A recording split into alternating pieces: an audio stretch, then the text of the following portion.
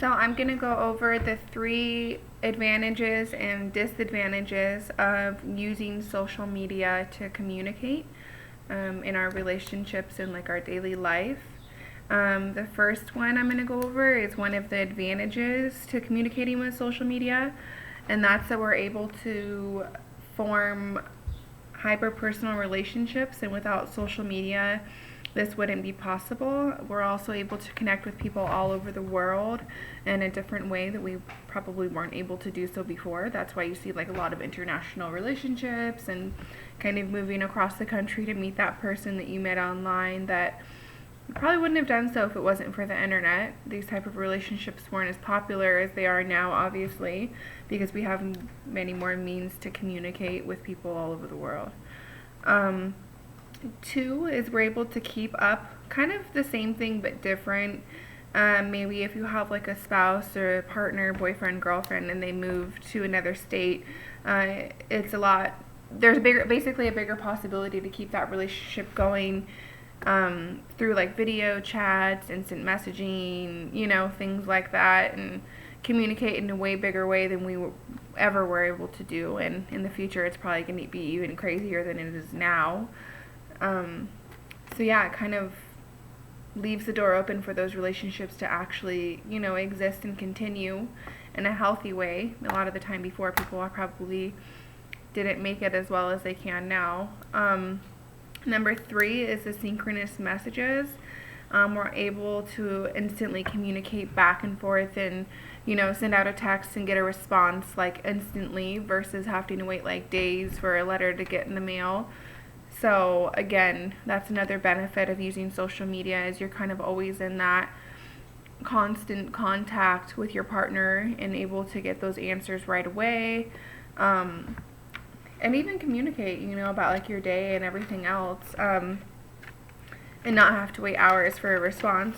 I mean, if they're good at responding, right?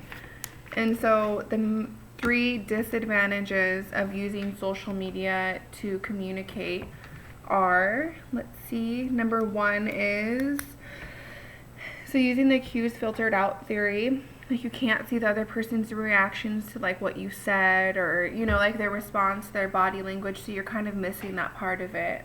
When you're just communicating through like Messenger or whatever it is, you don't really know how they're feeling or how they took what you said.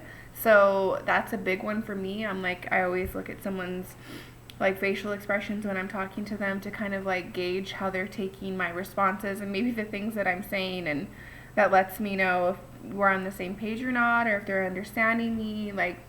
And obviously that takes a lot of weight when you're messaging someone. You never really know their intent and what they're trying to say. So that's a big one. And then number 2, you can never take back what you say. So if it's like through a messenger or a post or something like that, like even if you delete it, it's still always going to be out there. Like, they can save it on their end. It's always going to be on the internet.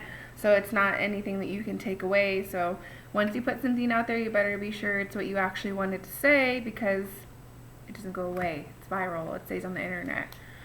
And then number 3, again, like, you're missing that social presence. You're not able to 100% to develop 100% of the relationship, like it's only virtual.